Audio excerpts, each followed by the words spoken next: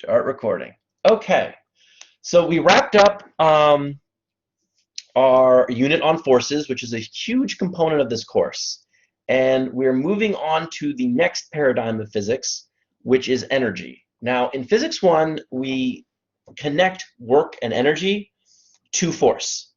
So F equals ma is still our big equation of the course, but there's this new way, we're going to see that there are advantages to solving problems and looking at physical systems in an energy picture, all right? So let's go here. Let's see what's going on.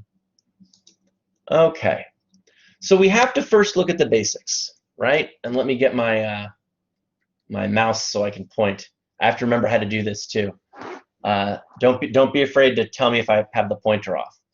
So I hate statements like this first one here. Energy is required for any sort of motion. It's true, but it's not helpful. I don't feel like enlightened after reading that. Another thing that drives me crazy is when they say energy makes things go. Energy makes things stop. And defining energy is pretty tricky. So we're going to want to, we're really going to want to be careful of how we define it and understand the limitations of our definition. And we'll define it. We'll have a discussion about it in a minute. But let's look at the technical stuff first. So energy, unlike force, is a scalar quantity. All right. So do you remember scalars have only magnitude? So it's assigned to an object or a system of objects. When you look at this word here, system, we're going to be seeing this word over and over and over and over again when we talk about energy. All right, it's just going to keep coming up, and we're going to need to be able to define the physical system. That'll be our goal. And then once we have the physical system, we would look at the energy of that system without any external, external influence. So energy can be changed from one form to another. Now this begs the question, what do you mean form to the other? Because and this is where why defining energy can be difficult, because we're already talking about forms of energy. We haven't even really given it a good definition yet. So in this chapter, we only discuss one type of energy, all right? That's kinetic energy. And we also discuss one method of transferring energy. So we're going to keep things very simple. We just have kinetic energy, and then work is the method of transferring energy. All right.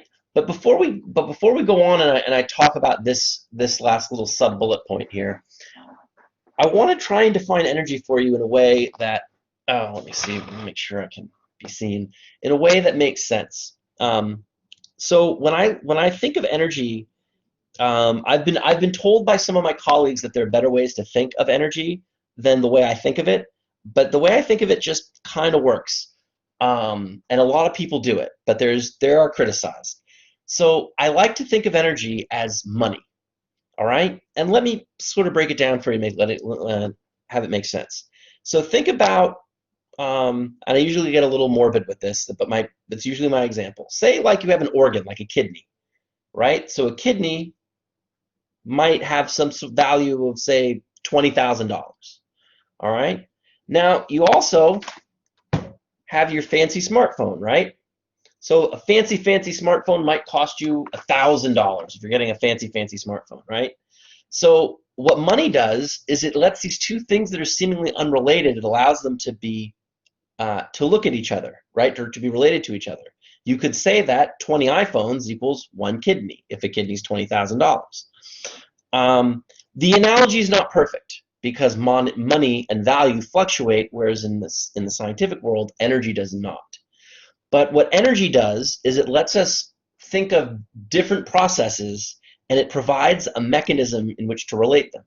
So what I like to talk about is you can think about the energy yield of an atomic bomb exploding and the energy it takes to digest a candy bar.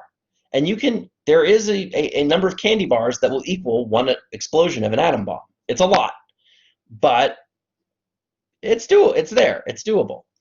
But it can seem ridiculous, but energy allows us to talk about these things, all right? These very wildly seeming quantities, different quantities, and relate them to each other. And as you learn about more physical quantities, you're going to see that even though they look different and their forces might depend on different things, they all can be expressed in some sort of terms of energy. And once they are expressed in terms of energy, everything can be related to everything else through transfer of energy. All right? And again, we only have there's many energies associated with many processes.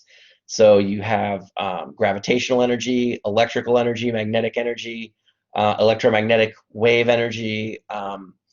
You have kinetic energy. You have thermal energy. You have mass energy. You have all sorts of energy. And what it does is, much like money, it facilitates a system of value such that these quantities can be related. And you have more. But again, we're going to keep our lives simple for now before complicating them in the next chapter. And we're going to talk about a type of energy, kinetic energy, and we're also going to discuss the transfer of energy via work. All right? I'm going to say the word energy a lot. It's going to be obnoxious, but we'll get through it, I promise. So now energy, this idea of energy being conserved is going to be important. We're going to call it energy conservation. And I want you to notice that it relates to that highlighted word again, system, right? We have this closed system, and you'll notice it's in bold. Energy can be conserved in a closed system. And that is that the total amount of energy in the system always stays the same. Now, let's sort of look at what that means just in an abstract way. So we're going to say our E total. So I'm making lowercase e's for just different sources of energy. This is just very abstract right now. I don't know if you guys are even in the mood for this. I'm not even sure I'm in the mood for it, but this is all abstract, so don't freak out. Nothing is specific here. You'll never see anything that looks quite like this again. But the idea here is that there's four types of energy in this equation, and if you add them all up, you get E total. Now, in a closed system, if the system is closed, this E total number will always stay the same. So if it's 5, then no matter what happens in the system, that total amount of energy will always be 5. However, if you look at these, each of these are free to change. So if E4 increases and goes way up, then some of these have to go down. Something's got to give here. All three of them could go down. One of them could go way down. The possibilities are endless, right? And so when energy is transferred, these values can change. But what has to be true is that the total energy, when you add them all up, the total energy is conserved. Okay, and that's if we're describing a closed system. Okay, so I think, yeah, in a nutshell, that's the physics is currency. But like I said, we got to be careful, Mina, with that one, because currencies change relative value, whereas energy doesn't, right? The energy, physical quantities are fixed. So in a way, it has this added layer of non-complexity, if you will. Yes, Mina.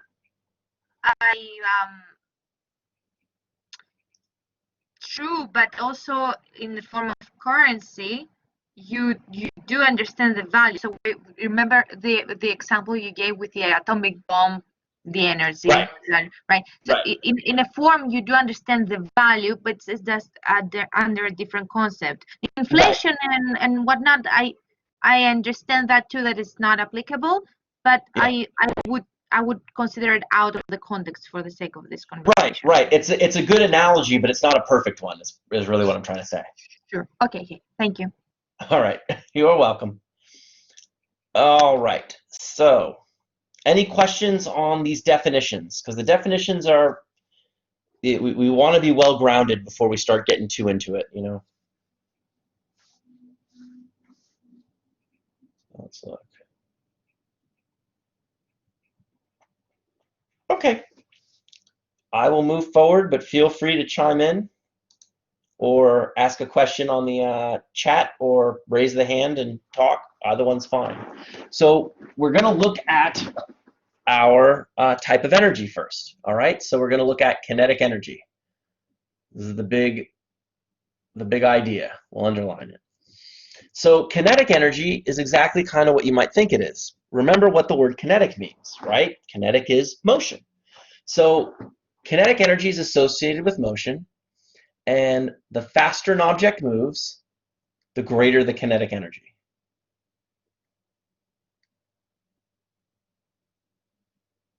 All right?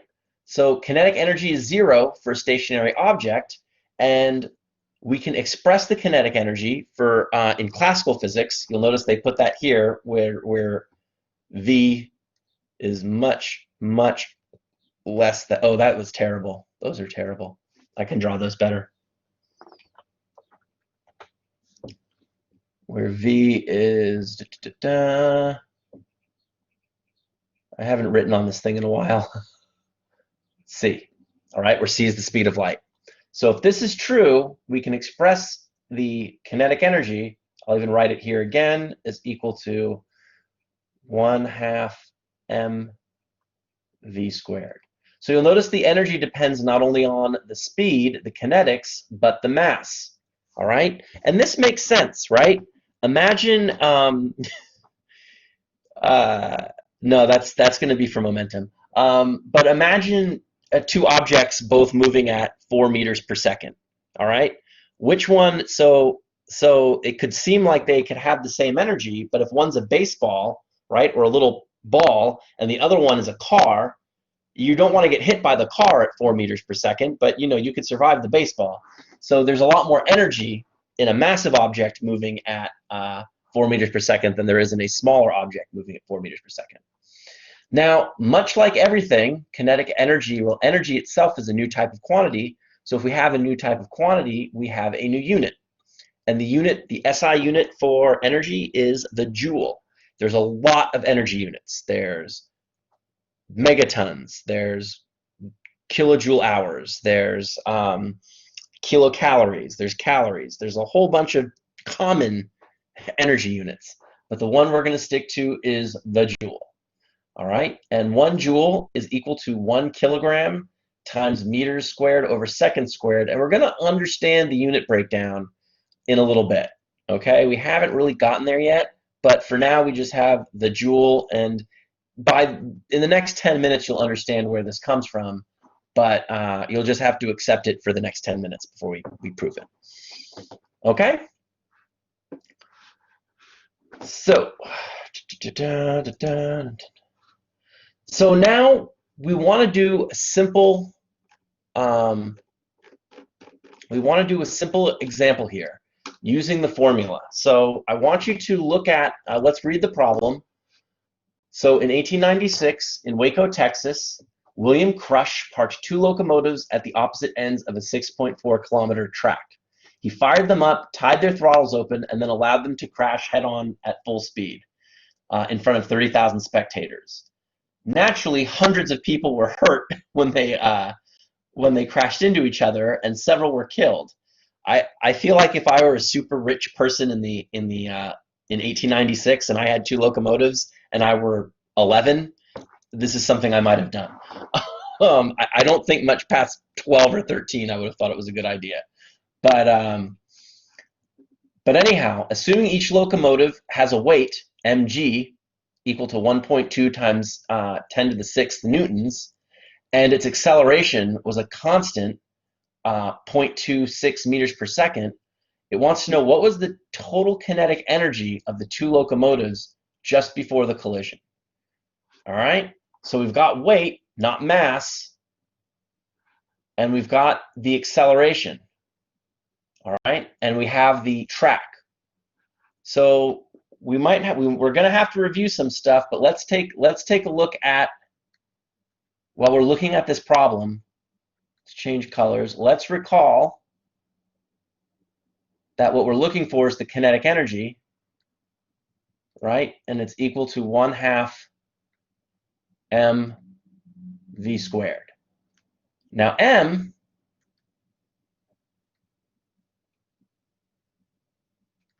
we can get, right? We know that the weight is equal to mg. The weight equals, or hold on, nope, It's going to be a lot of repeating today. We have here, right, that M equals W over G. And those are both two known numbers, right? If you look here, we have the weight. The 30,000 is just, that doesn't really matter. So now, it might not be obvious, but I want you to take a minute and see if you can figure out how you would figure out what the velocity is. And it's nice because this is part of what you're going to be tested on. So you will need to know this.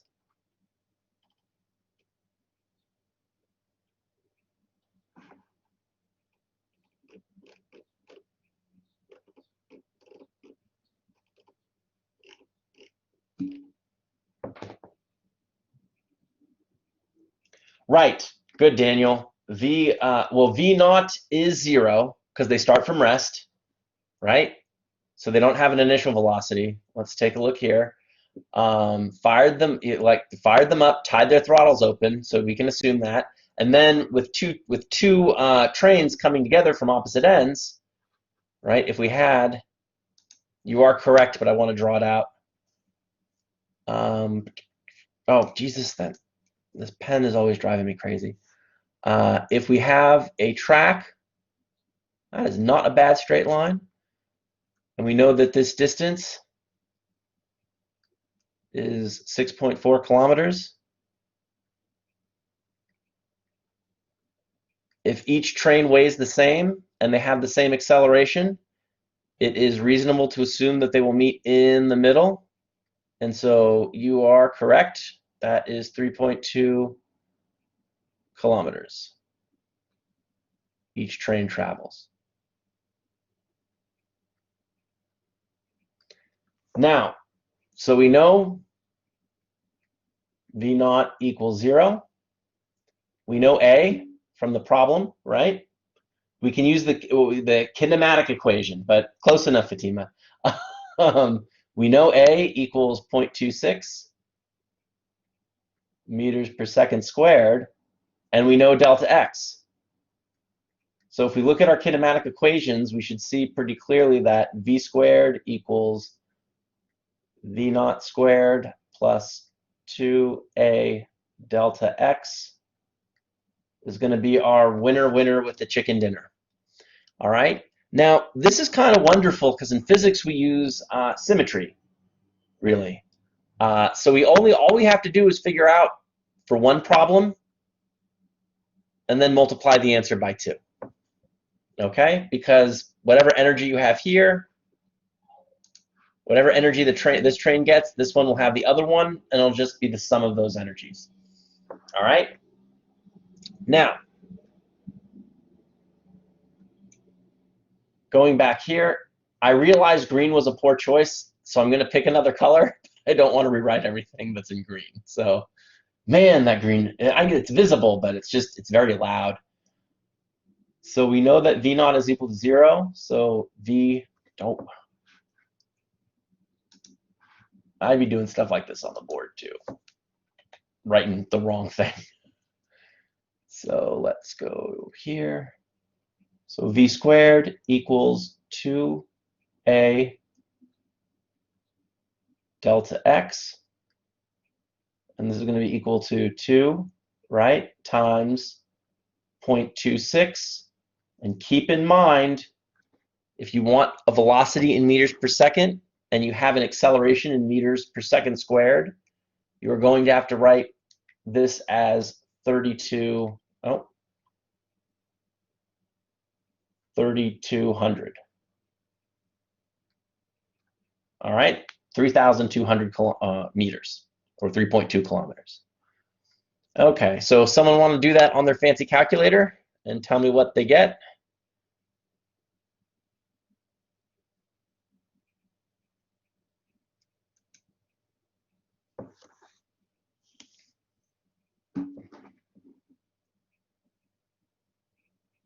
Yes, always make sure all the units that can be made the same are the same. You want to be consistent, or you'll get a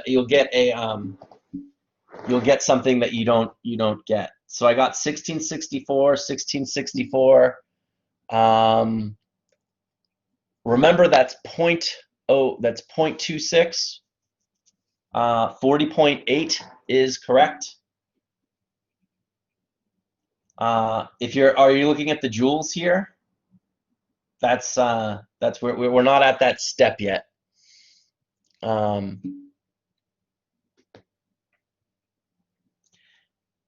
So when you look at the kinetic energy, that sounds about right. R10 sounds about right, which is a lot of energy. So you have to, so in order to get the kinetic energy,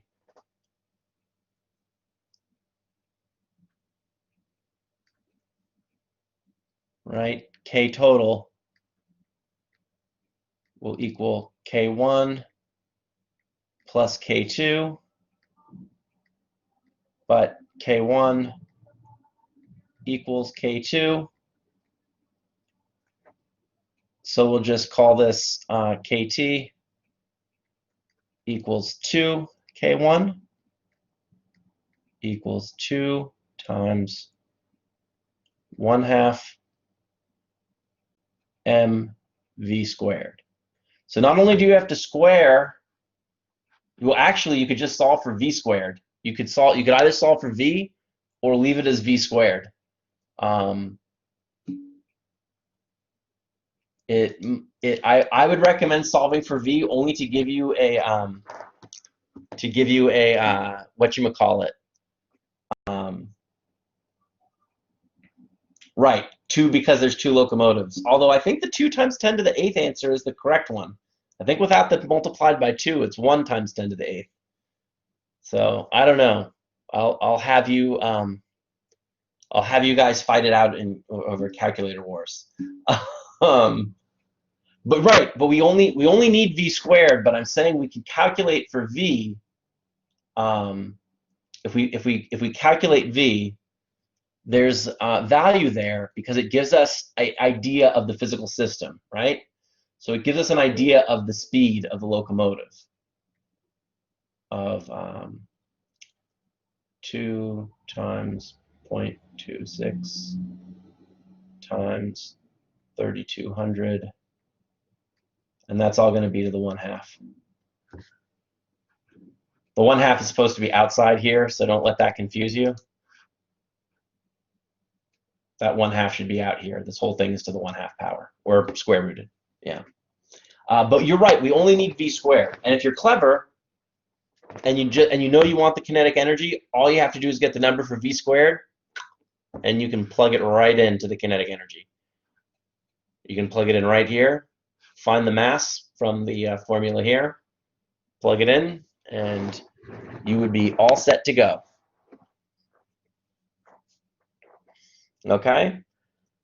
So now when we're looking at this, let's figure out how big of an explosion is it. So that's pretty big. Let's see how much. So what I like to do is sort of get ideas. Food is hard because chemical reactions have a whole lot of energy in them. But let's look at something a little easier, something that's thermal. Let's see if it makes sense. Hold on. I'm going to look at energy in a stick of dynamite.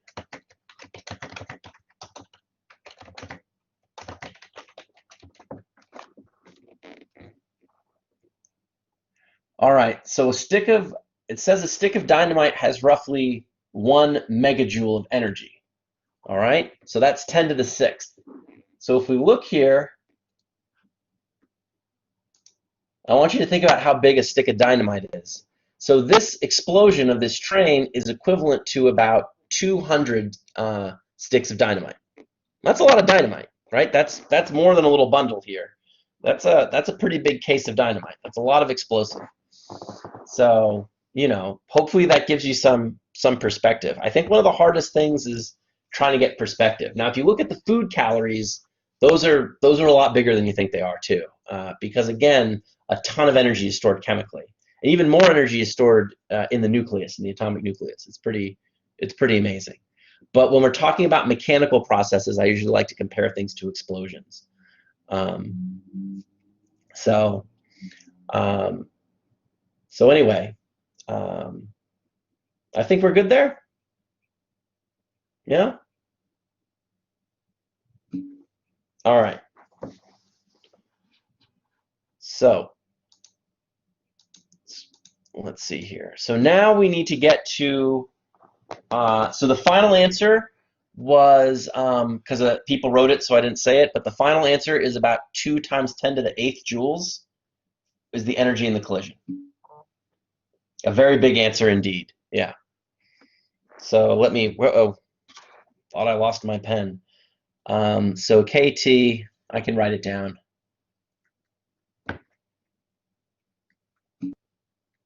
KT equals 2.0 times 10 to the 8th joules.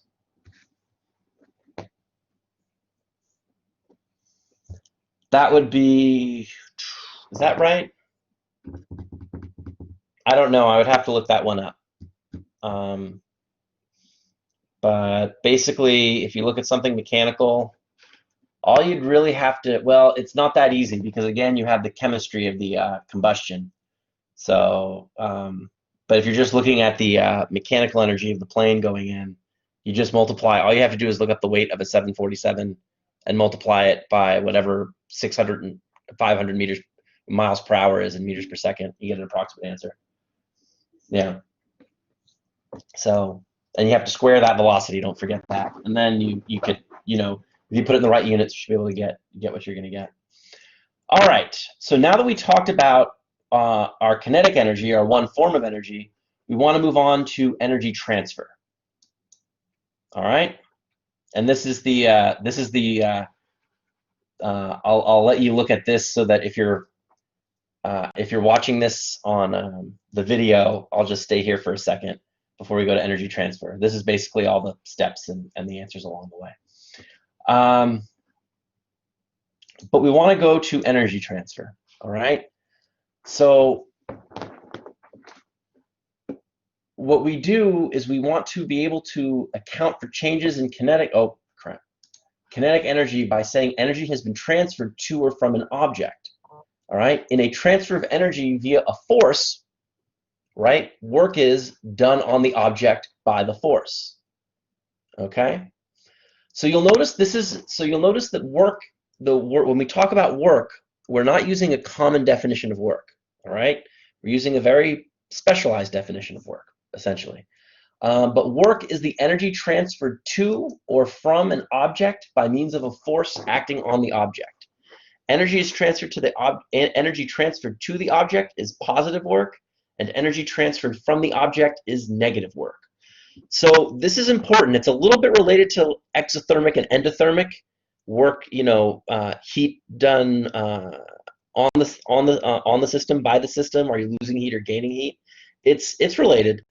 But again, you'll notice that when we talk about energy, right? We've defined energy, and a way to transfer energy is to apply a force, which is what we spent the last 2 weeks talking about. So that's where it fits in with forces. So forces are a means of changing energy, but we can describe that change by looking not at the force itself. Well, I mean, we will look at the force itself, but by defining it in terms of work. All right. So again, let's look at this. Work. The common definition of meaning of work is sort of what I'm doing right now. That might be how you describe doing homework. But when we look at energy, right, to do work on an object, energy must be transferred. So throwing a baseball does work. Okay, energy is transferred. The ball gains kinetic energy. Pushing an immovable wall does not do work, even though it seems like you might tire yourself out.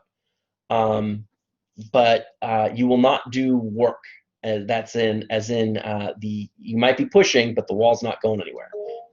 Yes, Fatima. So for pushing a wall, there is energy, but there is no work? Well, I would say you're definitely transferring energy, but you're not doing any work. Yeah. Because remember, there's going to be multiple ways to transfer energy. It doesn't all have to be by work, but work is specifically limited to when a force is transferring energy. All right, and so in order for force to transfer energy, you have to move something a distance, which we're going to see. Because if we move a wall, there would be a velocity, and then there will be an energy. If we well, there use would be the kinetic. relation. Well, the important point there is there would be kinetic energy, right? So the energy transfers that are going on when we do push the wall, we don't have that machinery yet.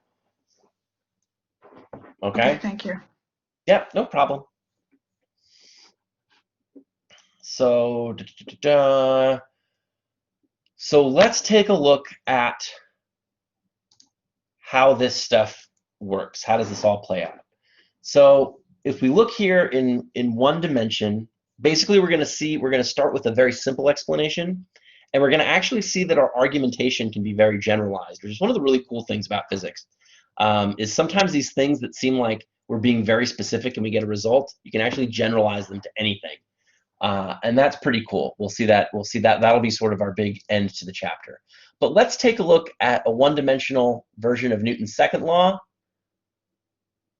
All right, and our kinematic equation that we already used. Now, when we look at this, I think the easiest thing to do would be to say that A of x equals fx over m, okay? And then we can solve for A of x from here, and we can plug this right into here. And I want to show you what you get when you do that. I want you to see the steps. So I'm going to change colors to something else up here, and we can see I'm just rewriting the red circled equation, our kinematic equation. V squared equals V naught squared plus 2. Now instead of writing AX, I'm going to write FX over M times D. And D here is just the distance that we've moved, right? So I'm using these two equations, and that's just fine. And I want you to notice something really rather interesting. When I look at this, I know that kinetic energy is my new thing. So I want things to look like kinetic energies. And I can do that by multiplying each term by an m, right? So let's see what happens when I do that. All right. Some of these delays happen because I'm using the wrong end of the digital pen, and it doesn't react. So we can do that. You notice we can multiply both sides by m, and the m will get canceled out there because it'll be m here. Those m's will cancel. And then we can divide 1/2 each term by 1/2. And those go away. And you'll notice I'm going to use a different color to highlight it. Ooh, I'll use black. All we have surviving is this here, which is this fx times d. And you'll notice that rewriting the first two terms, they're just moving this term to the other side, right? You're putting it on the other side of the equal sign, so that's where you get this term. And you'll notice we have all the kinetic energy type terms on one side, and we have F dot D here on the other.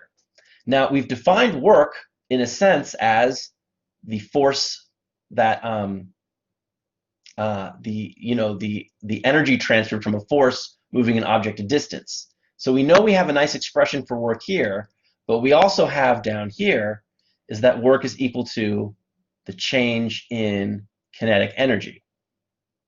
So we can see that work is not only equal to F dot D, or Fx times D, but it's also equal to the change in kinetic energy. And more importantly, we can see that delta K will also be equal to, in this term. Now, you don't want to do this.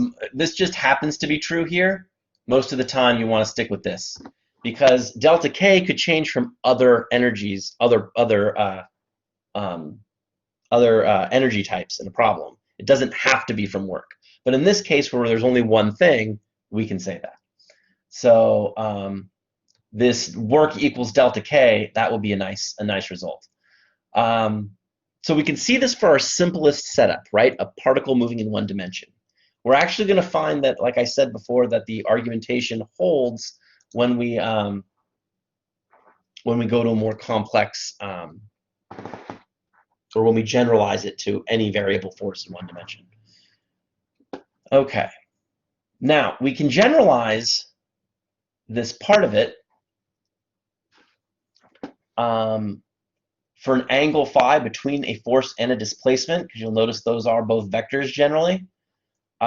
We can define the work as the magnitude of F times D multiplied by cosine of phi between them. So hopefully from chapter 3, you can recognize this as the vector dot product.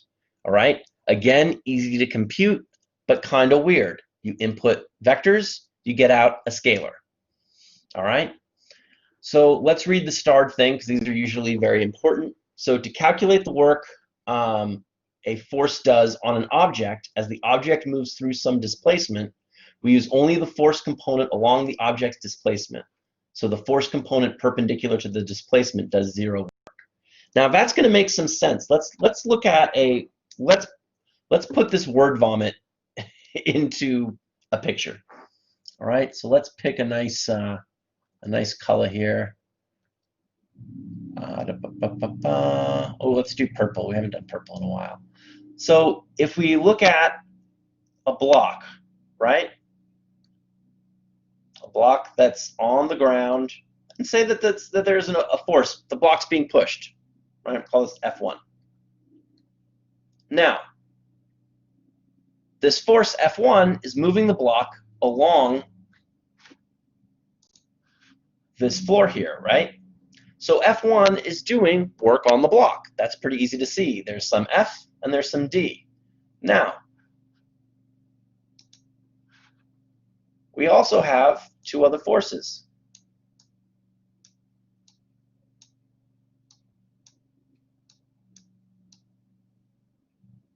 We have F of G and we have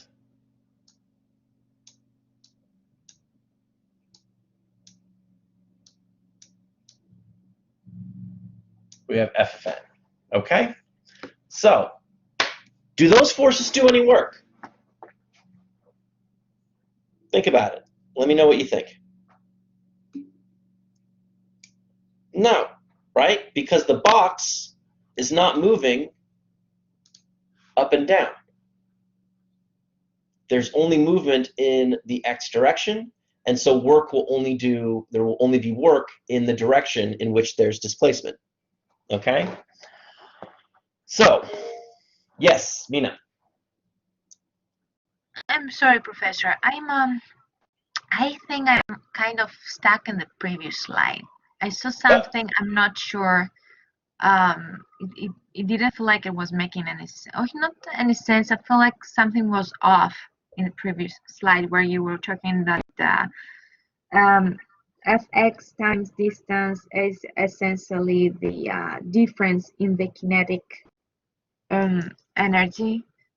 I think Right. Well, if you look here, right, all I did was, remember, I just solved for a of x here, right? And then I plugged, so if you solve that, that's f of x over m. I plugged that value of a into our kinematic equation here. All right? And then what I wanted to do is, I want to make things look like kinetic energies and other stuff, right? So when I do that, I multiply every term by m, and the m's would cancel here. And I just have the f of x, or I would have 2 f of xd, and then I divide by 2 each term here, and you'll notice that's where these 1/2 m's come from.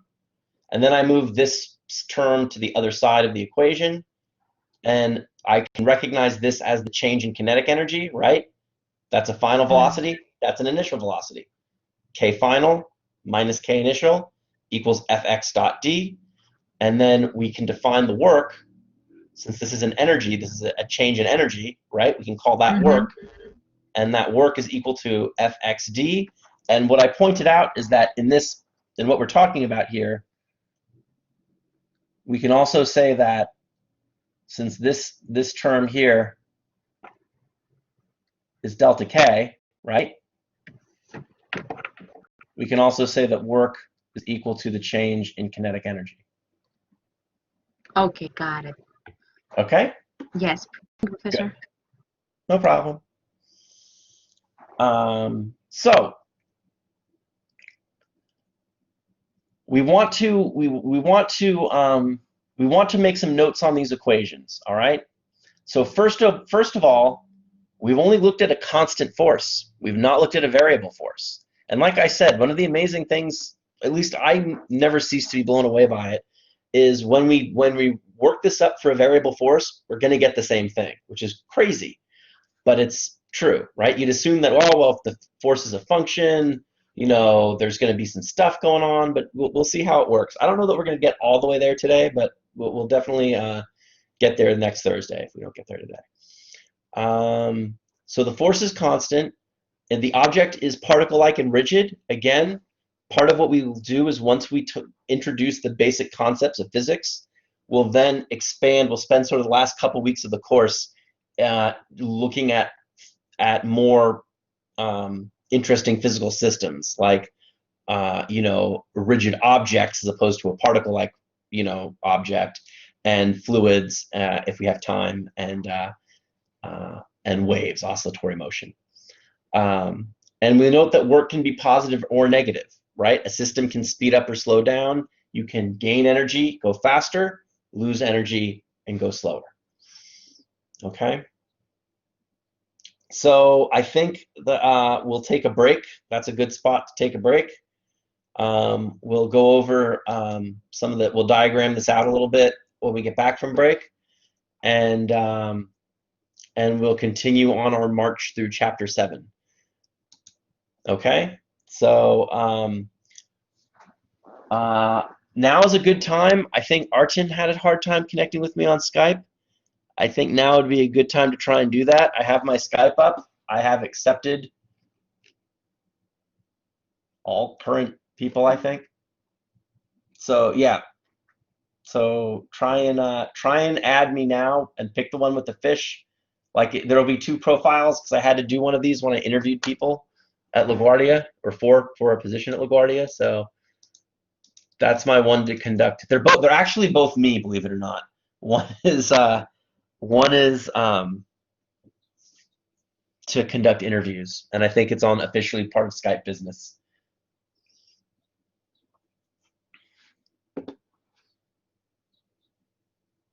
Yeah, no. So I do have a Skype for Business account, and it has the same email. So that's why the 2 things come up.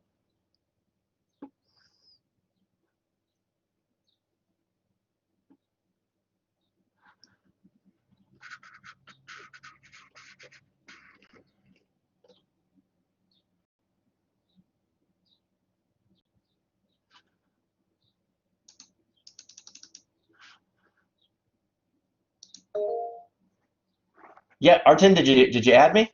No, I just called you on the Skype and live. I didn't get it. It's J. So you typed in JTOLAND Yes. at LAGC, and you searched for me. What came up? Okay. Because I think you're calling my business number. I do have your J Toland and lagcc.cuny.edu. Yeah, 2 things should come up. Okay, the other one is live J Toland. Right. With the fish. With the fish. Yes, Yes. click the fish. That's what I did. You did? Yes. Give me a call or add me to the chat or whatever it is, or I think you might have to. I'm calling you right now. I'm not getting the call. Do the thing. There's Steve. You are not in line, it says. What's your email address, Artin? All right. My name 1974@gmail.com. So just your first name? Artin, no, my name, last name. Spell it out for me. ARTAN, P like Peter, E, Q like Queens, IN like Nancy I 1974 @gmail.com. 1974 At at gmail.com. gmail.com.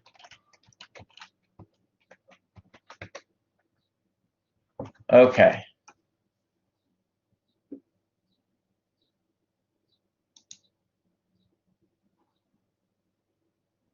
All right.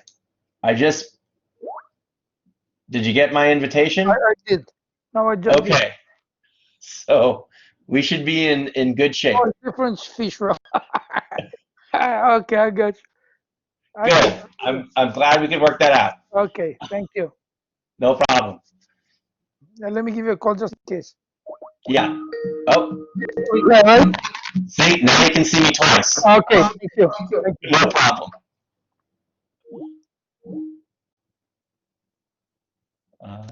Okay. All right. See you in 15 minutes, 10 minutes. Wonderful. So that was short. Yeah. We'll come back at 2:15. Okay, thank you. I'm gonna turn off my video for the break at least.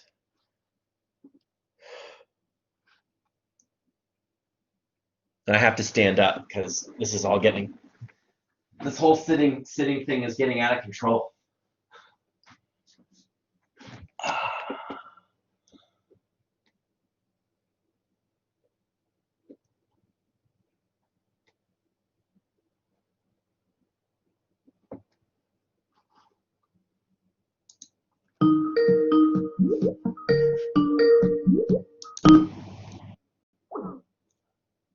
Hello? Hello?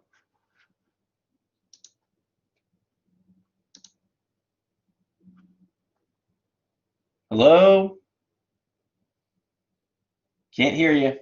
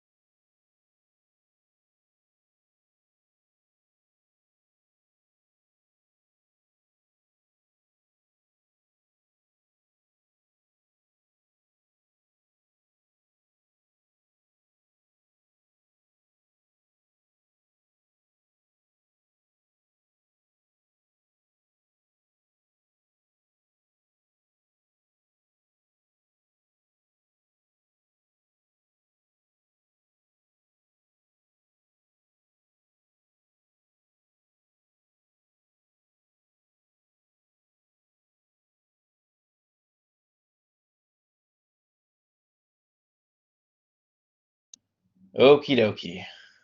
It's about 3 more minutes.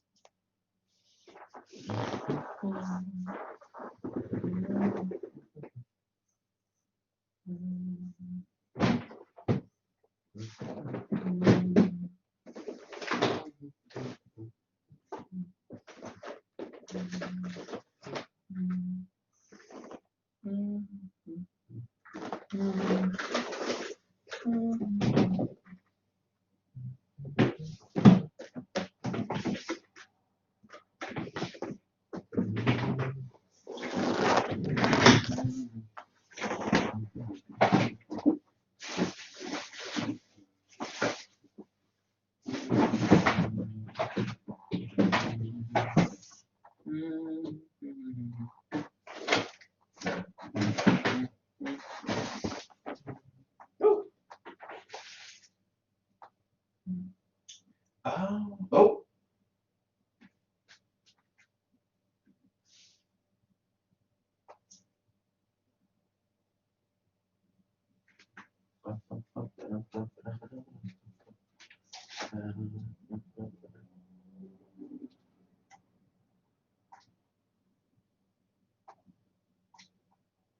I just gotta find some stuff for this.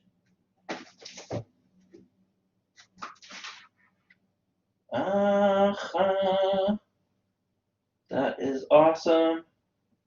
Let's figure out what's on that drive. Okay.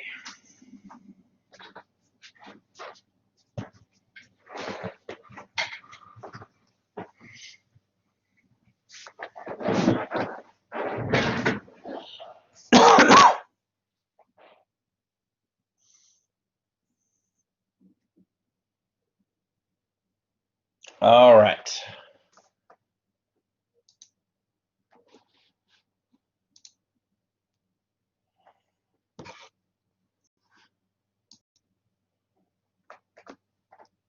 All right, it's gonna be split video for a little bit, but it usually works itself out. So you'll have to see my window for a little bit and give it a couple minutes. It'll work itself out. So there it goes.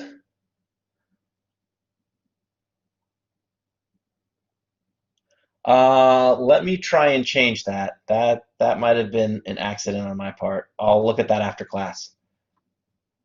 They should still be doable. So I have to look at the permission. They shouldn't be, but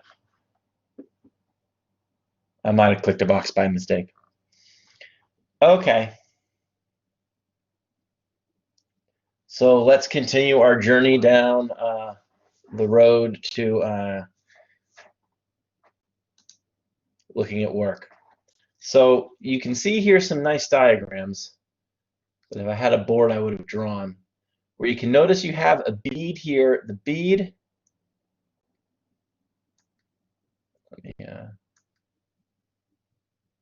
the bead here is constricted to move along the wire. So this bead can only move back and forth along the wire.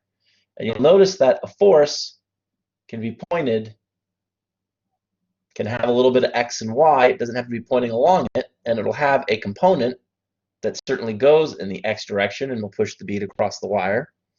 And it'll have a Y component, right? But remember, the bead is not moving up and down, therefore there's no work being done. So we can look at this as having some initial velocity or small initial kinetic energy. You're going to get to be familiar with these energy bars. So the force does positive work, and that work will increase the speed of the bead and raise the kinetic energy. And so after we add that kinetic energy to the initial kinetic energy, we'll have a larger final kinetic energy, or something here, as we go through a certain displacement. So let's look at each of these. So you have here, you'll notice you have, it's a little weird, right? Because they're drawing the velocity vector, but that's not what's really important. You have F, right? And you have, I'm going to pick another color because they chose purple. I'm going to use bright green. I think it'll work here. And it's not the velocity vector, it's the displacement vector. All right, and when we write that, work equals F dot B,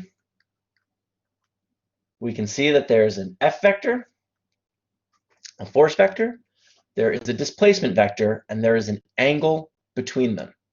All right, phi. Now remember, unlike when we look at vector components, the fact that we're using the cosine of the angle between them is built into the dot product. All right, so that doesn't change when you're working with dot products. So when we look at here and we have this equation, we go back to we had before F D cosine phi. You look at the magnitude of the force vector, the magnitude of the displacement vector, and then you have phi, and you can see where each one plugs into the work. All right. Now, the work, the change in work represents a change in energy, so work will also have units of joules. All right, which we saw from our previous equation in the last slide. You know, we saw that delta K was equal to work. So delta K is going to be in joules, so work must also be in joules. All right. In the British system, which we don't care about, the unit is foot-pound, but you might hear that occasionally. All right. So a force will do positive work. We have a lot of these important definitions here. A force does positive work when it has a vector component in the same direction of the displacement, and it does negative work when it has a vector component in the opposite direction.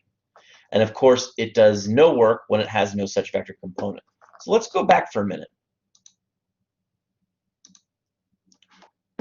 First, we can see from that statement that the displacement vector, if the bead is moving along the axis this way, this particular force, right, its horizontal component is in the same direction as the displacement, so the work will be positive. Now, they have the displacement vector down here. Now, if the force were in the opposite direction, but the displacement vector were still pointing this way, that would indeed be negative work. And you'd see that because your cosine angle would be greater than 120 degrees. And as we know from math whatever, math 200, right? All students take calculus. If our angle is greater than 90, right? If phi is over here, then cosine phi is negative. So you want to use, so in order, instead of guessing whether something's negative or positive, you just want to trust the trigonometry. All right? So you want to be careful and be sure that that trig, the sun is not in a good position for this. And be sure that that trig is in the right spot. All right? Now, much like we did with forces, we didn't just have one force acting on a body. We looked at the net forces acting on an object. And we can do the same thing with work. If there's more than one force acting on an object, we can look at the net work on an object by adding all the individual components of the work. So just like we had, let's see here, you'll recall the way to look at that mathematically is we said the sum of the forces,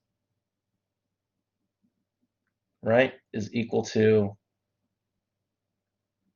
or no, I messed that up. The net force is equal to the sum of the individual forces. Or if you don't like summation notation yet,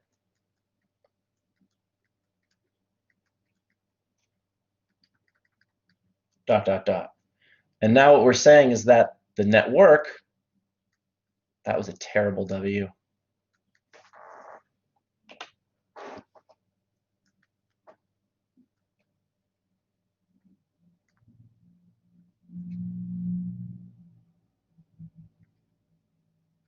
the net work, in much the same way, will be equal to the sum of the individual works.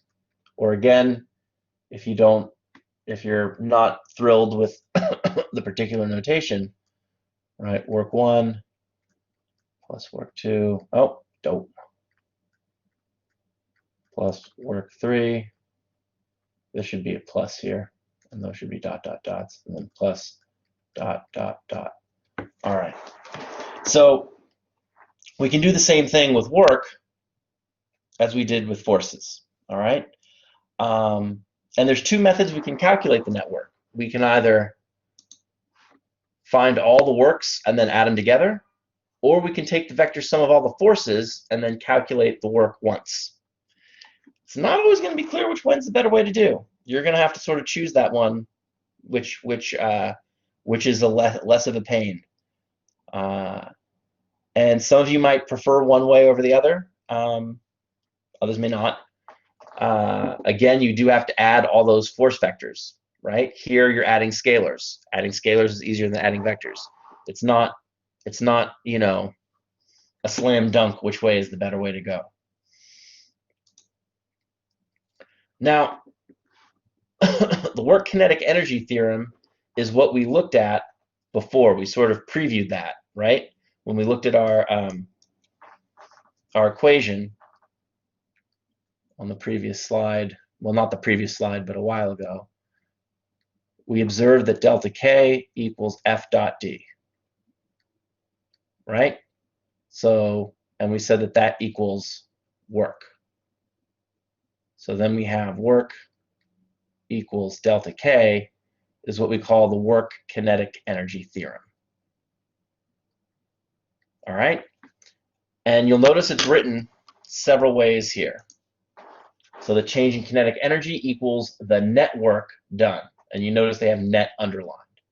So the change in the kinetic energy of a particle equals the net work done on the particle. Another way to write it is that the kinetic, you get the final kinetic energy by starting with some initial kinetic energy and then adding the work contribution. All right? And that's an important sort of intuition to get, right? It's trivial mathematically. I get that. Very simple. You're just moving stuff. But again, and I've trying to emphasize here that we want to think about physically what's happening. We start off with an initial, some energy, right? Work is added to it, or work is done on the particle, and energy is transferred, and that gives us our final kinetic energy. Even though, like I said, it's trivial mathematically, it's structurally very important. Okay. So we'll look at some really dead simple examples, all right? So the work kinetic energy theorem holds for both positive and negative work. But let's look here. Let's say that our initial, if the kinetic energy of a particle is initially 5 joules, so let's get our pencil back, right? So we have K initial equals 5 joules, right? And we want to be cognizant of that equation. I want to write it up here. K final equals K initial plus work. So a net transfer of 2 joules to the particle, right? So the particle starts off with 5 joules, and then, so K final will equal 5, and then it adds 2, right? That equals 7 joules. And notice that the transfer of 2 joules is to the particle, all right? And that's where we get the 7 joules. Now, a net transfer from, carefully, look at the wording here. This is not highlighting like I hoped it would. It's all right, we can. Let's just do a line.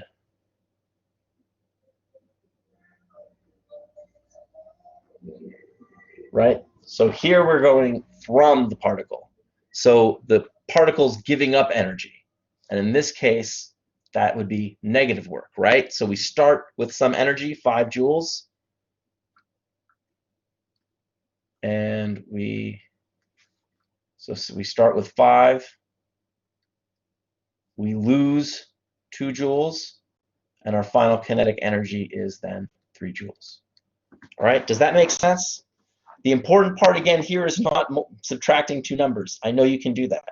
It's being able to interpret the 2 here and the from here as to which one you should do. All right, that's the important part. Okay. So I think we're going to do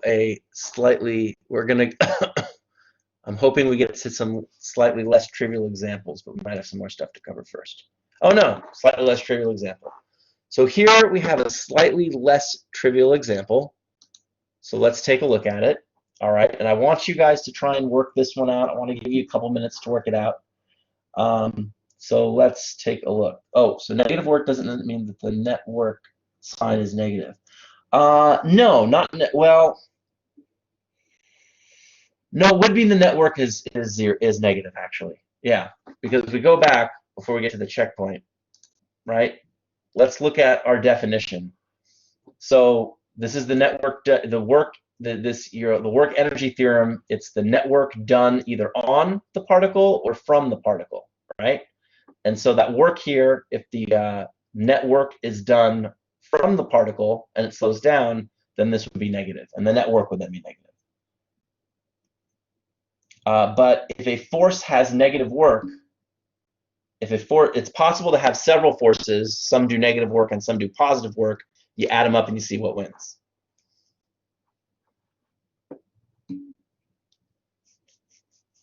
All right. Yes, Mina.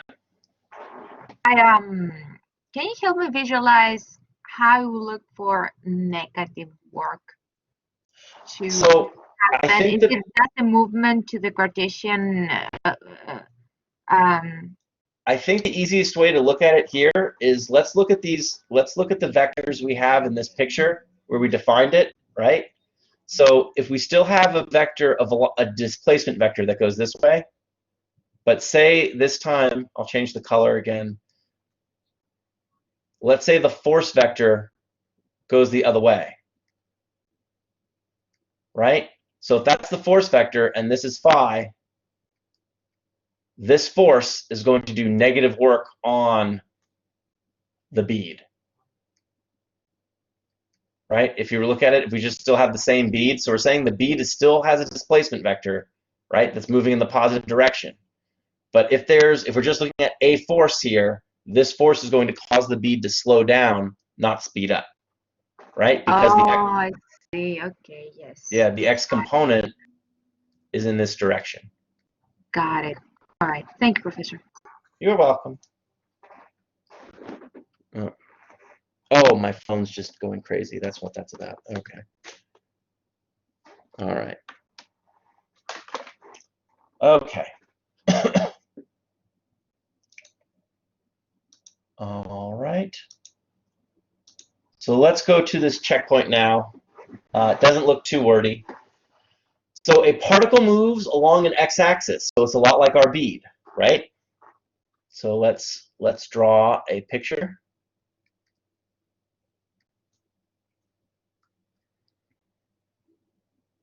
So we have a nice x-axis, and we have a particle. No, not a line.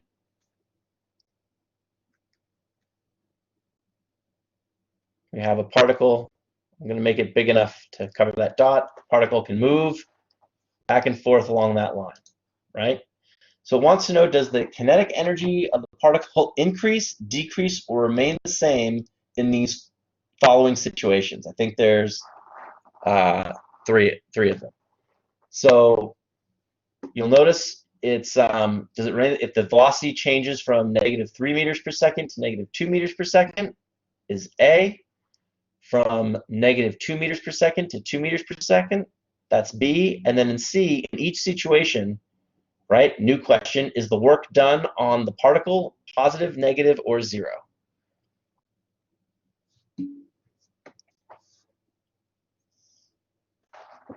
All right, well, let's look at A.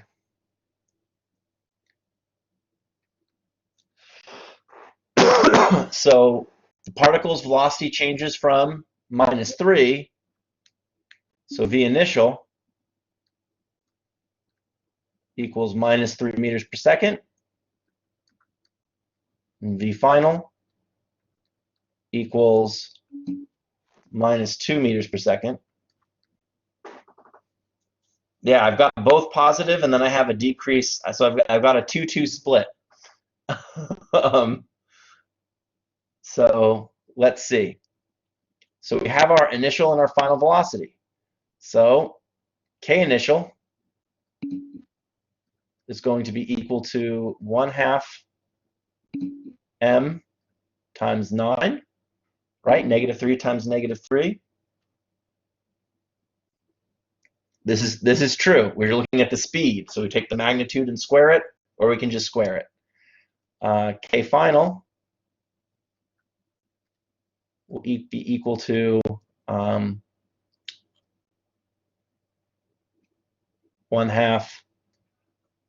m times 4.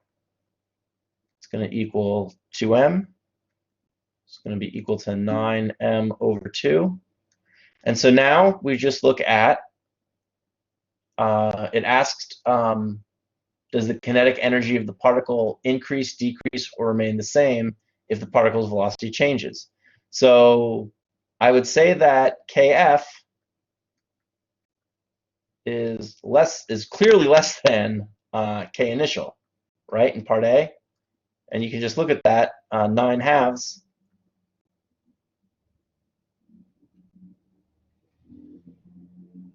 or 2 is smaller than 9/2, right? So, because 9/2 is equal to 4.5. 4.5. Thank you. I don't know why that wasn't spitting out, but yes, 4.5. I'm just thinking of it as 9/2. Wow, that's it.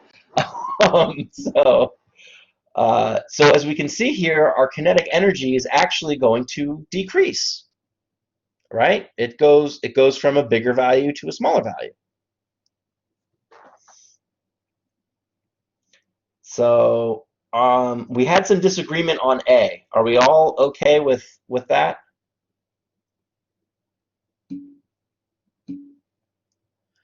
Now, what about, so with B, I got decrease the same. I got A and A. I think most with B, we sort of see, right? I'm going to clear this.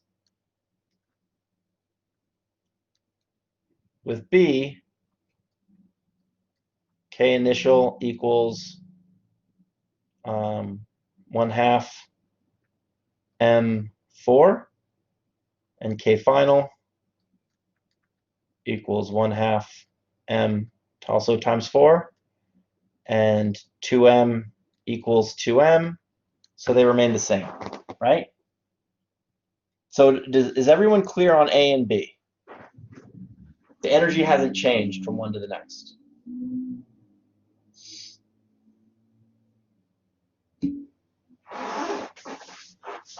Okay.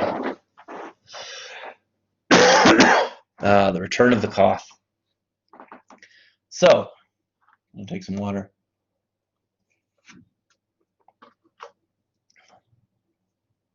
So now, in each situation, is the work done on the particle positive, negative, or 0? So remember, A is a decrease,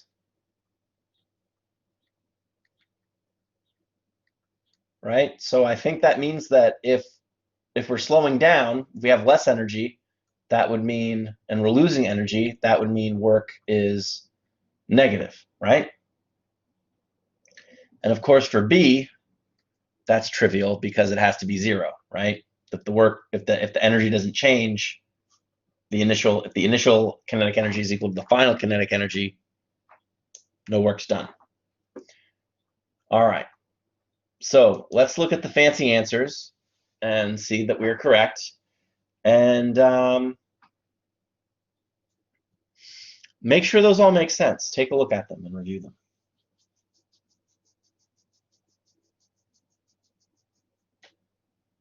Okay. All right. Okay. So I think we have an even less trivial example coming up next that you can work on. This might look like more like a real homework problem. I believe it's an example out of the book though, so you can follow along. But let's take a look here at these two spies trying to steal this safe. All right. For those of you who may have watched the show Burn Notice, it's sometimes if you're, it's instead of trying to break into a safe, it's just easier to take the safe, which is what these two spies are doing. And then you can break into it at your own, your own pace. So two industrial spies sliding an initially stationary 225 kilogram floor safe, a displacement D, and we're given D, right? Its magnitude is equal to 8.5 meters. You'll notice this is a push and pull problem.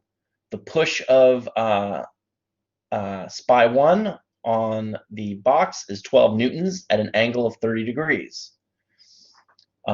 Downward from the horizontal. The pull, F2 of SPY 2, is 10 newtons at 40 degrees above the horizontal. The magnitudes and directions of the forces do not change as the safe moves, and the floor and the safe make frictionless contact. How lucky are they to be robbing a place that has frictionless floors? I mean, who would have thought of that? That's for my engineering students, that's terrible design, right? That's bad engineering. We don't want to do that. Now, here's one of the things I dislike about examples is they give you a false sense of security. Well, there's no friction, so we're gonna talk about that, and that's what I mean about what I don't like. The body, this diagram is just given, and if you can read it right away, it can almost seem like no big deal. We'll just do this. However, I want you to try and see, if you look at the box itself, I'm going to draw some arrows in green. It's hard to draw this because the first thing you do is you want to draw an arrow here and an arrow here, right? And those are, this would you would call F2, and you would call this F1. But remember, when we look at forces, we look at this whole safe as a point right in the middle.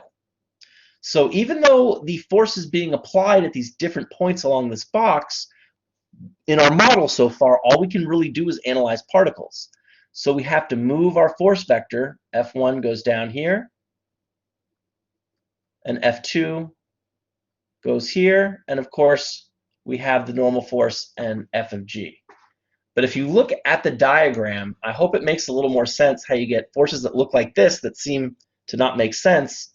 You have to apply them at the point. And that's what we do here. And again, in addition to our trivial forces, which are our weight and our normal force, we see that F2 acts this way and F2 acts this way. And now it should make more sense that these seemingly different motions will lead to a net movement of the safe along this line. And you actually do a somewhat modified version of this, but with forces in the force lab. So that's part of what you'll be doing in analyzing, except there'll be friction and you'll have to model the friction, which will be fun. It'll be hard to do. You'll figure it out. It'll be good. So we have all of the forces and we'll have several things to solve.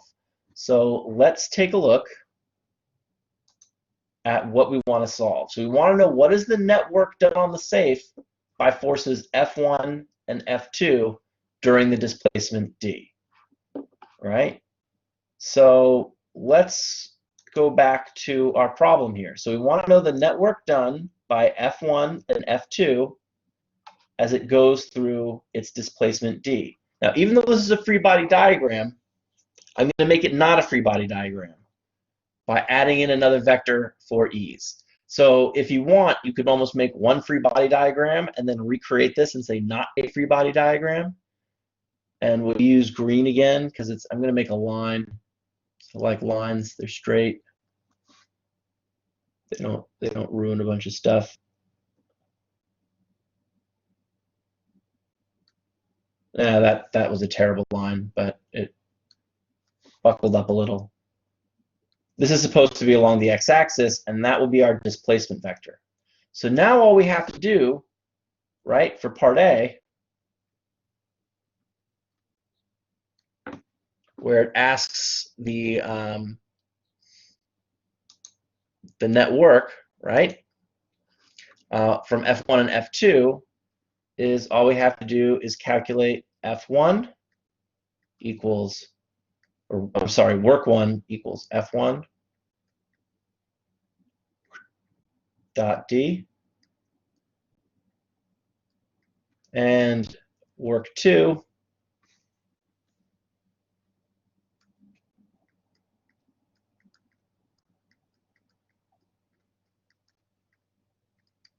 and if you will recall,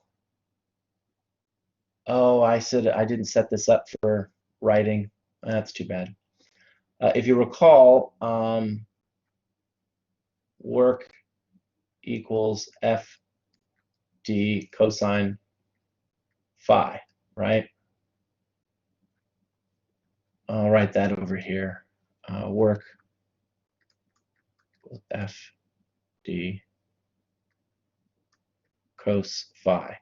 And I want you to see that for both of these works, I want you to look at the picture and see, make sure you have everything. See if you can translate what to look at here, what's given in the problem, and what to compute to get those individual works. And calculate them, see what you get.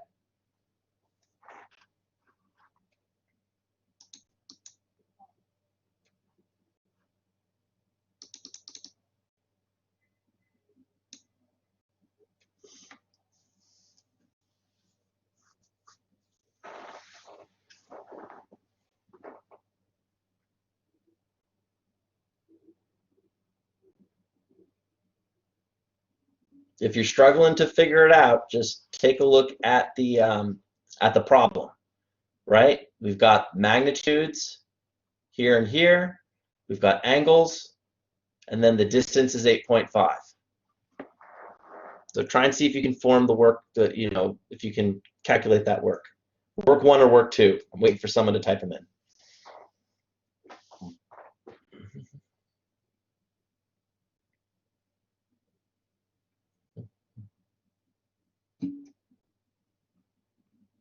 Good. And now, once you have, good. Now, once you have work 1 and work 2, the network is simply the sum of the individuals. Okay? And it's that easy. So I'll let you add those two together, and you should get 153.4. Okay? So that is part A. So now let's look at, there are units for work. Remember, if work, let's go back to the work energy theorem since we're done with this.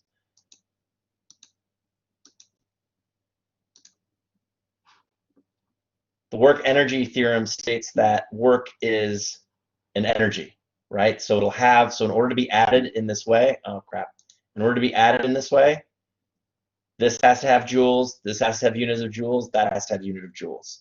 That's required in order to add those quantities. All right?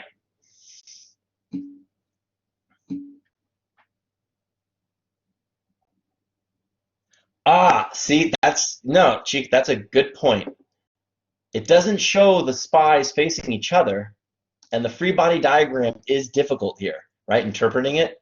So remember, the spies are facing each other. This is where it's counterintuitive, but this spy is exerting a force. I'm going to draw it again. So this spy, right, is pushing along her arm, just like that. So this one is pushing, this one is pulling, like this. Okay? And now, when we look at the safe, we don't look at we always assume our objects can be approximated with particles.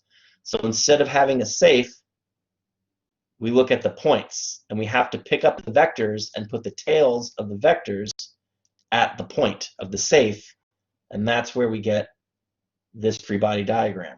So the free body diagram actually doesn't say that they're facing each other. It says that it only looks at the forces being applied to the safe. Okay? Does that make sense? I hope it makes sense.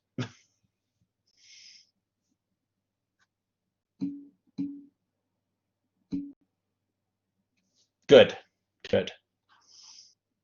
But that can be confusing. That's the kind of thing that would get you on an exam, right? It's very counterintuitive that these people, you know, our eyes tell us one thing, but when we analyze the forces, it looks different. So we have to keep track of that. And that's exactly what I mean about physical intuition and understanding versus mathematical. The math is easy. All right, so let's read part B. So during the displacement, what is the work WG, work done by gravity, done on the safe by the gravitational force, and what is the work done on the safe by the normal force from the floor? Right, one is pushing and the other is pulling. Right, pushing down, pulling up, but the directions, the vertical components will cancel, and the net motion will be along the x-axis or along the floor. All right. So basically wants to know what kind of work is being done by gravity and the normal force. Let's make the displacement vector again because it is helpful. All right. So you'll notice, what's the angle between the normal force and the displacement vector, the green arrow?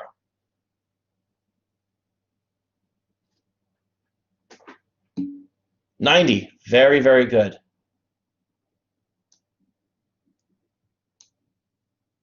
And what about the angle between gravity and the displacement?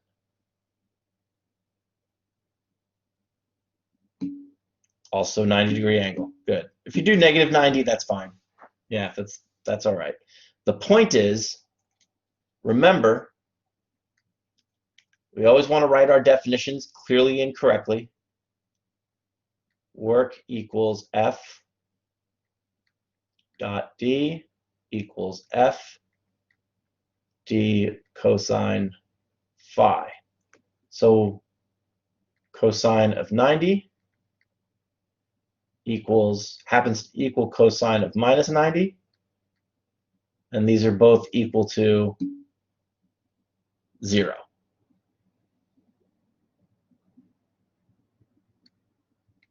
Right? If you don't believe me, go into your calculator, review your unit circle. I tell you, I do not lie here. I'm telling you the truth. And again, this points out what I said before in chapter 3, which is weird. The force and the displacement are not 0, but when you take their dot product, you can get 0. This is very strange, because when you're multiplying real numbers, one of them must be 0 if the product is 0. Not so with vectors. All right, we got to be careful about that. And we can see here, again, another way to look at this to understand it physically is that the safe does not move vertically up or down, right? So the distance is 0 in this direction, and therefore there's no work done in that direction. Okay? So sort of one way to understand it a bit mathematically, another way to understand it physically. Hopefully you can connect those two and make it work for you. All right. So let's take a look at part C, and I'm going to have you work on that on your own and see if you can work that out. So it says the safe is initially stationary. What is its speed at the end of the 8.5 meter displacement? So see if you can work that one out.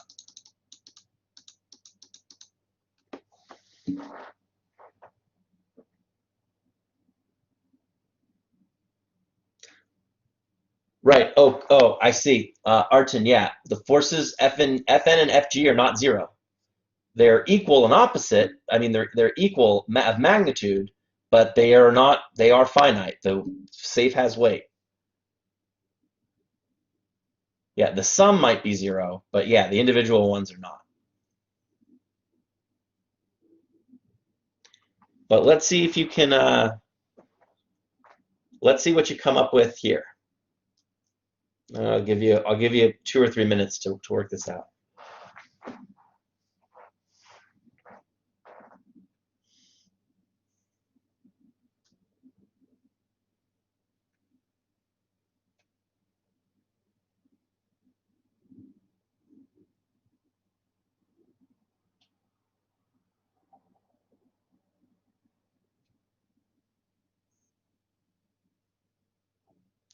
I'll give you a hint. If you're going back to chapter 2 and using kinematic equations, you are making your life very, very difficult and not taking advantage of the new machinery we've learned about.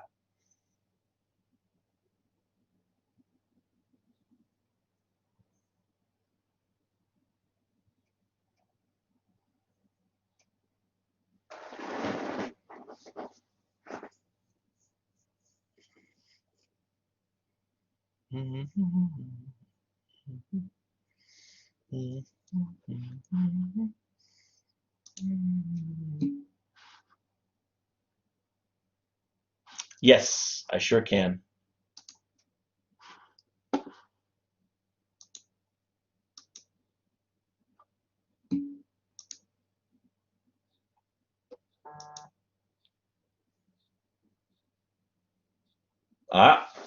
I think the team has got it.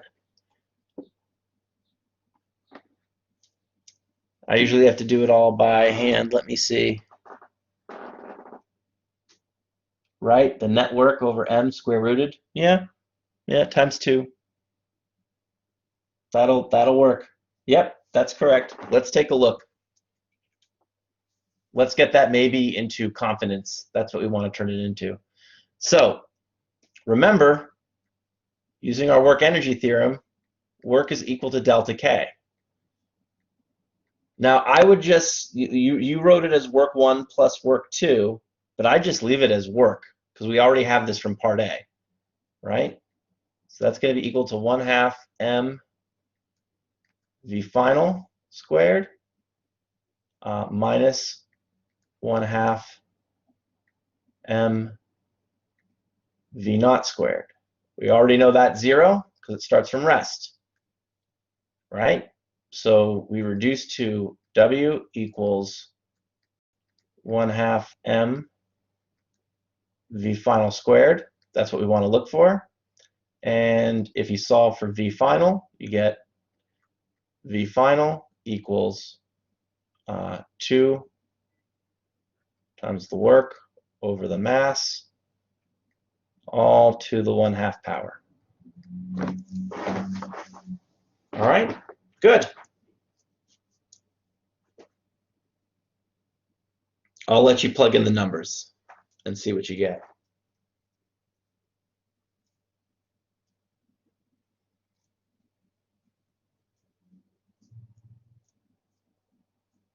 I'll give you a little bit to multiply it out.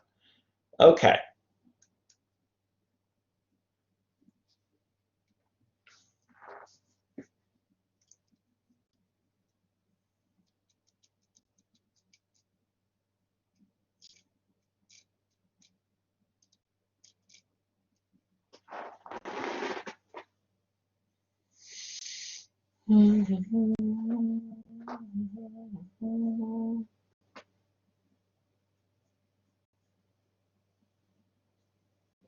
All right, so 1.1 sounds good to me.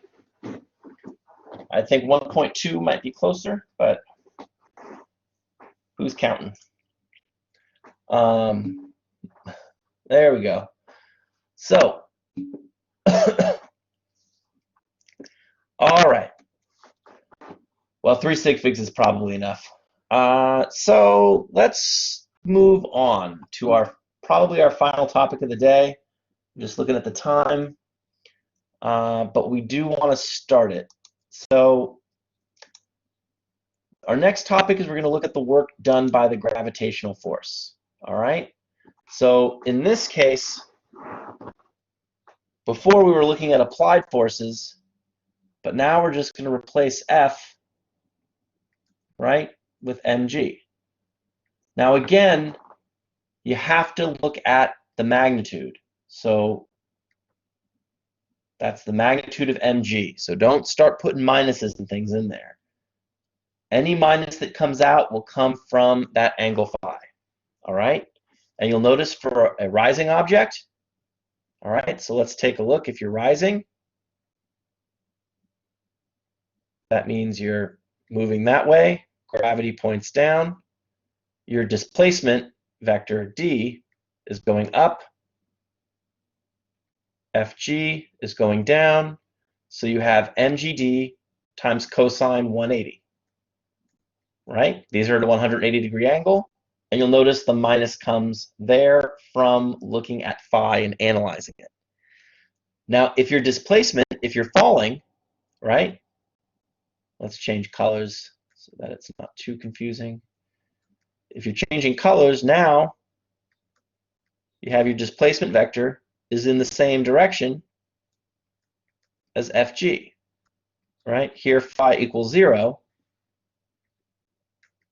And you'll have Wg equals, again, it's the magnitude, mg times d times the cosine of the angle between them. And in this case, you get positive mgd.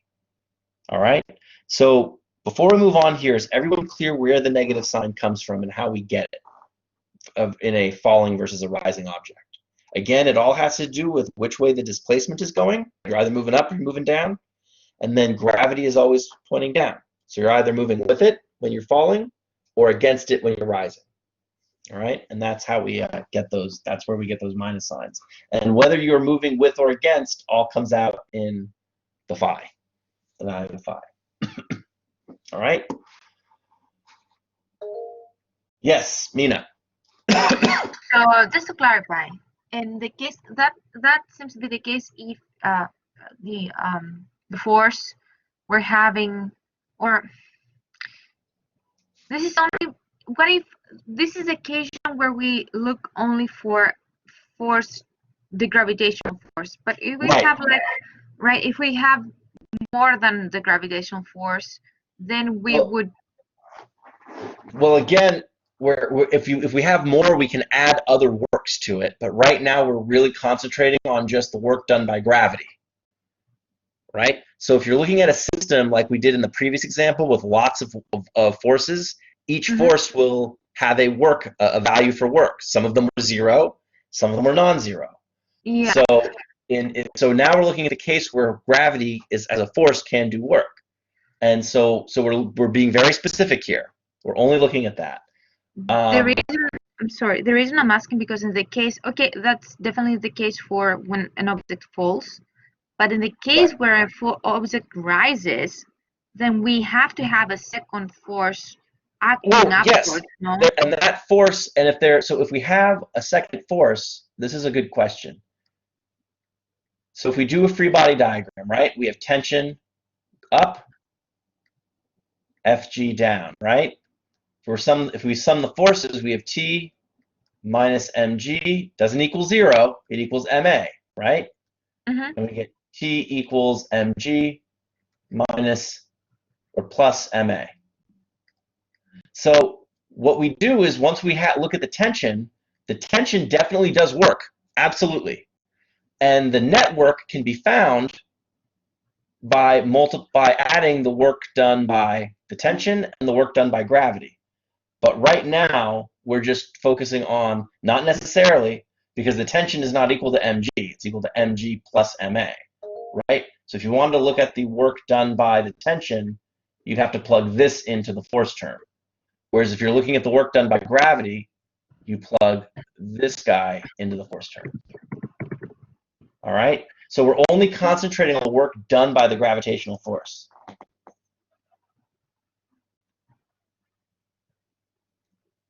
Fn and T are not the same here. No. No, Tala. because, and Mina's absolutely right. There's a displacement. So, yeah. And it's not, if they were equal and opposite, it would be falling at constant velocity. There'd be no change in energy. Thank you, Professor. You're welcome. All right. So, everyone clear on this? This is good stuff to really take apart and put back together. So, no problem if there's still confusion. Professor, I have a question. Yes. So I don't know, I'm just thinking about like looking at this on like an X and Y coordinate system. Okay. If it's working against gravity, like a rising, shouldn't it be 90 degrees and negative 90 degrees? No, because that would look like 90 degrees is here, right? That would be moving horizontally. So if you're moving against gravity, I'm going to delete that arrow.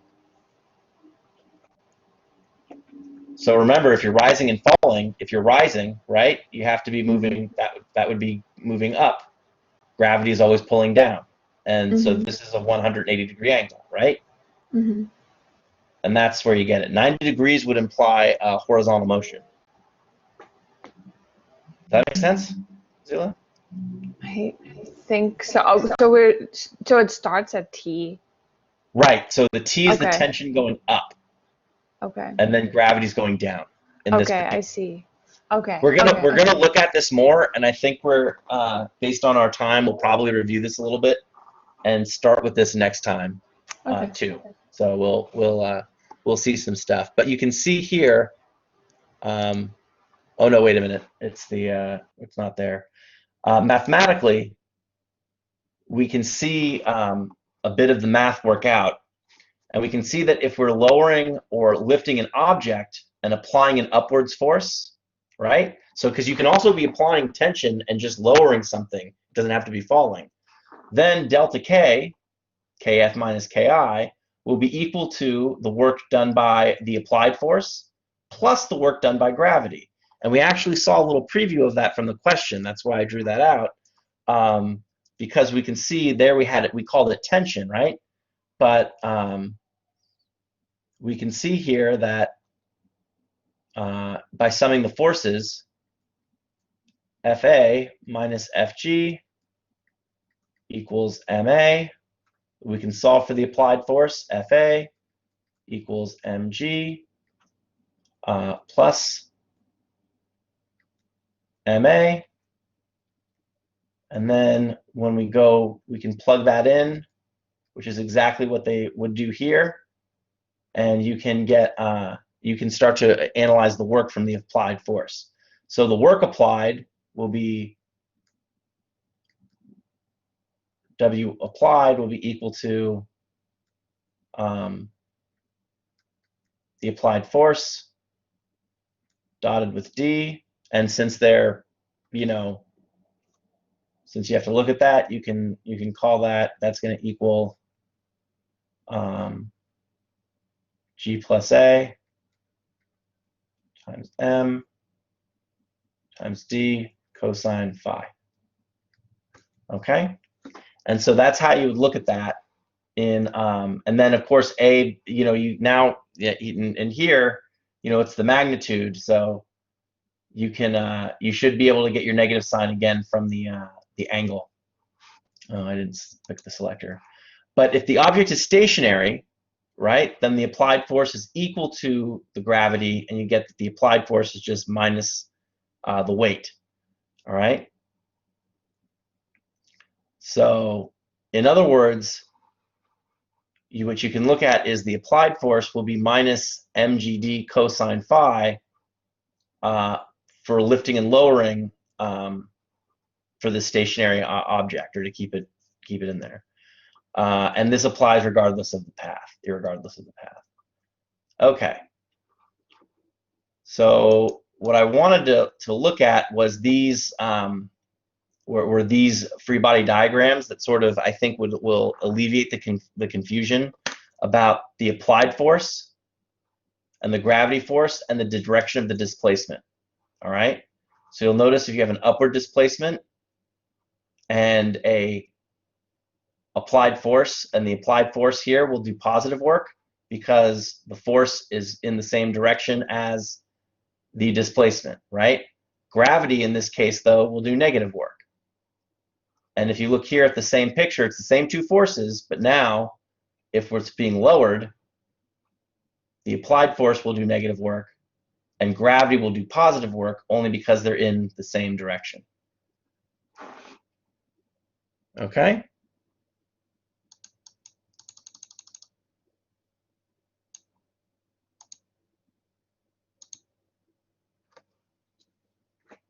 So I think what I want to do is we'll read a problem and I'll leave it up for you to start on, but we're not going to answer it till next time because I'm kind of getting tired and we only have 5 minutes left. So the problem we'll review this next time. We'll start with this so that way we can see it fresh and not be confused. And in this problem, an object is pulled along a ramp, but the object starts and ends at rest and thus has no overall change in its kinetic energy. This is important, all right? So we'll have a figure that shows the situation. You might want to look that in the book. A rope pulls a 200-kilogram sleigh, which you may know, up a slope at an incline of 30 degrees through a distance d of 20 meters. The sleigh and its contents have a total mass of 200 kilograms. The snowy slope is so slippery that we take it to be frictionless, and we want to know how much work is done by each force acting on the sleigh. So what I want you to do is sort of spend the rest of the time trying to draw this picture. All right? And we will make sense of it. Next time or at the end. So I think a good enough thing to do is to draw the picture. So take a look at stick around for a while if you want. I want to take a picture of the attendance. Again, keep in mind, test 1 on Tuesday. The practice test is on Blackboard. The practice test, I'm not sure how useful it's going to be because I've never written a multiple choice exam, and I don't know how limited my options will be there, so I don't want to post a bunch of questions and have you just memorize them. Let me take the attendance. I'm going to stop recording now so that the video has time to process.